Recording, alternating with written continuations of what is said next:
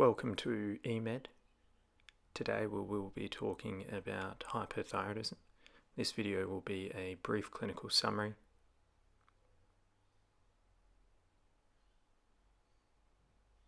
The thyroid gland is shown in this diagram of the anterior neck.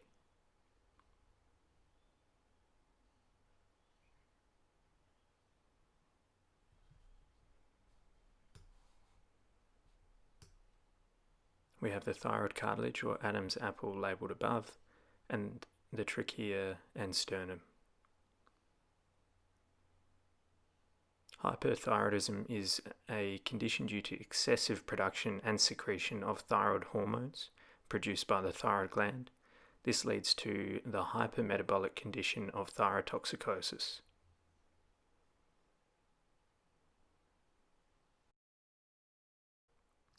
Moving on to the causes, Graves' disease is the most common cause and accounts for 50 to 60% of cases. This is an organ-specific autoimmune disorder. Subacute thyroiditis is the next most common cause, followed by toxic multinodular goiter and toxic thyroid adenoma. Other causes include excess iodine consumption. It can also be drug-induced, for example amiodarone due to its high iodine content, or inappropriate thyroxine dosing. Less commonly, it can occur in carcinomas, such as choriocarcinoma or metastatic follicular thyroid carcinoma. The presentation of symptoms and signs is related to the increased sympathetic system action. In terms of symptoms, the most common are heat intolerance, unintentional weight loss and associated muscle weakness, anxiety and irritability, increased perspiration, tremor, palpitations. You can have insomnia and diarrhea, and may have menstrual abnormalities such as oligomenorrhea.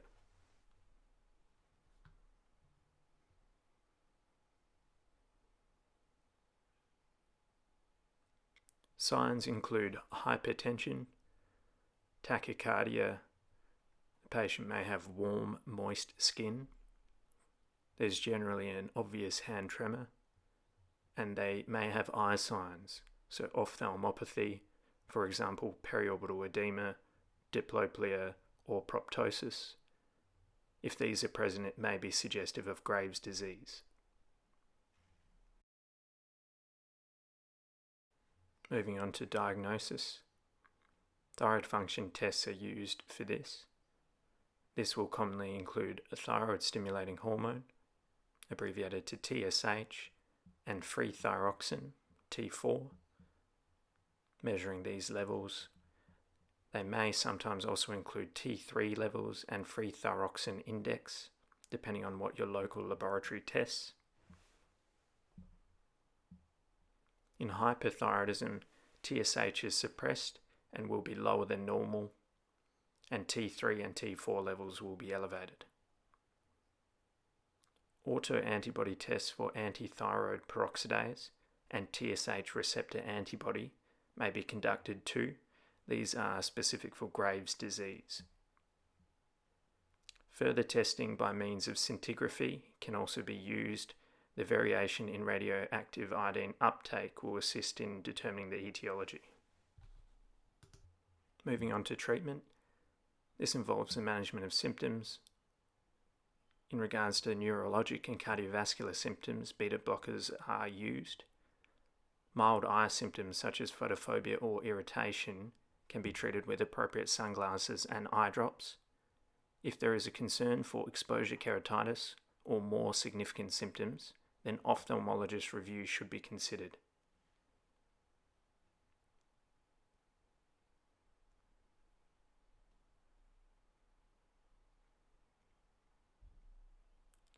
Antithyroid drugs such as carbimazole are used, but this is normally an interim measure until definitive therapy with radioactive iodine is possible, or where contraindications to this treatment exist.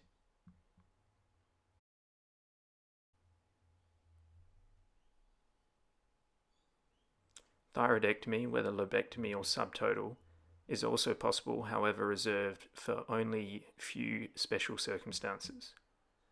Post-treatment with radioactive iodine ablation or thyroidectomy, the patient will develop a hypothyroid state, and this must be monitored and treated with thyroid hormone replacement to maintain normal levels in the long term.